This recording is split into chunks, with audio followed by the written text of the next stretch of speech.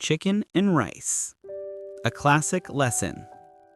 In the early 90s, I was lucky enough to join a special trip. That trip happened, and that story left a deep impression that will probably last the rest of my life. For many others, it might just be a passing breeze, but for me, it was different. Let me tell you about it for fun. My group was quite large at that time, but I was close to an uncle named Uncle C. Later, he was the director of a science institute in Hanoi. Now he has retired. The place we passed through was Suong Suong District, Thanh Hoa Province. This place borders Nha An Province and Sam To District of neighboring Laos. At that time, the economy was not yet open, so almost all aspects were difficult. The same with transportation. There were hundreds of kilometers from the center of TH Province to the border, but it took almost a whole day of exhausting travel to get there.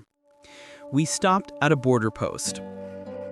The next morning, my uncle and nephews took the opportunity to go to a market. I can no longer remember the name of that remote market. It is called a market because the people from the mountains bring forest products to this place to buy and sell, from Nha An, Thanh Hoa, and Laos as well. The market is only crowded from around 5 to 6 a.m. to around 11 to 12 p.m.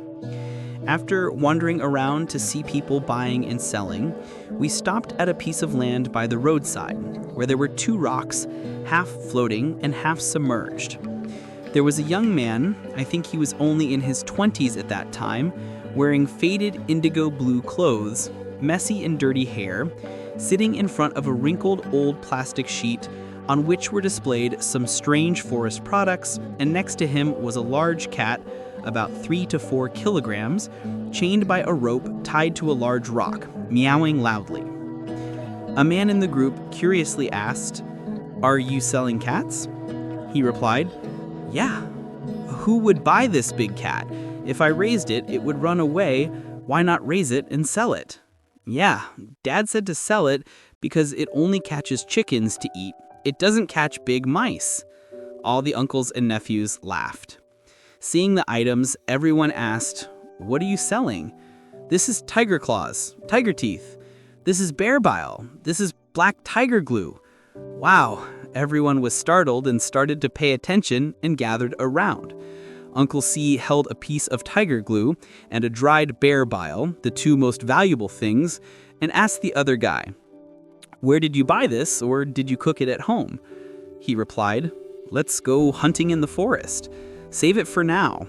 Dad told me to sell it to get money to get married." I don't remember how the bargaining went. I only remember Uncle C and another uncle pooled money to buy it, borrowed from all his brothers to add more, but didn't have enough money. Uncle C took off the 4-tail gold ring he was wearing on his hand to calculate instead of money. A wild bear bile, and more than 5 tails of tiger bone glue. The uncles were very happy because they thought that these things wouldn't be easy to buy with money, good and pure things like this. At noon, I timidly asked my uncle, "Uncle, why is it so extensive, but you don't know anything, you just heard what people said, and you bought it?" He laughed heartily and patted my shoulder.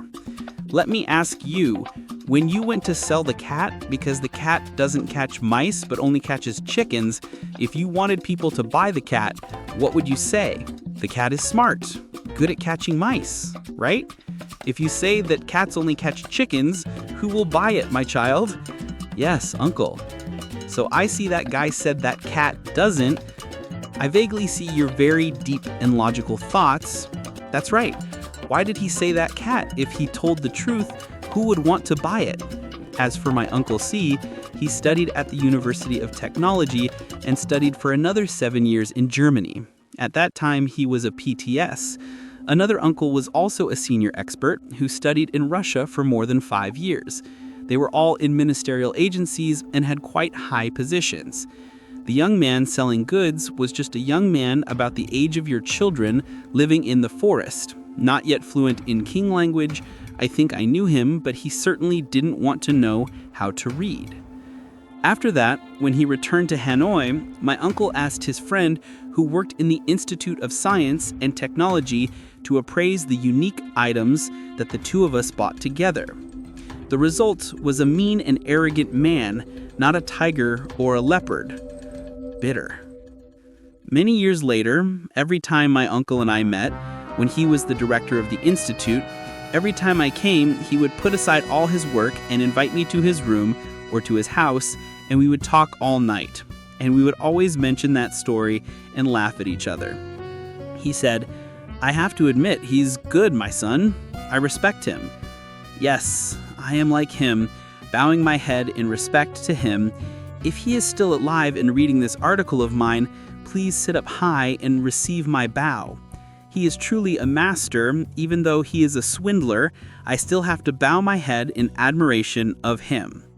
When he took a group of 6-7 people, the lowest being a university student, the highest being a PhD, a professor, on a long trip so far that I have not returned home yet, still wandering. He taught me a priceless lesson. I thought others were chickens, but it turns out I was rice. I bowed my head to thank him, even though I didn't know his name and had never met him again.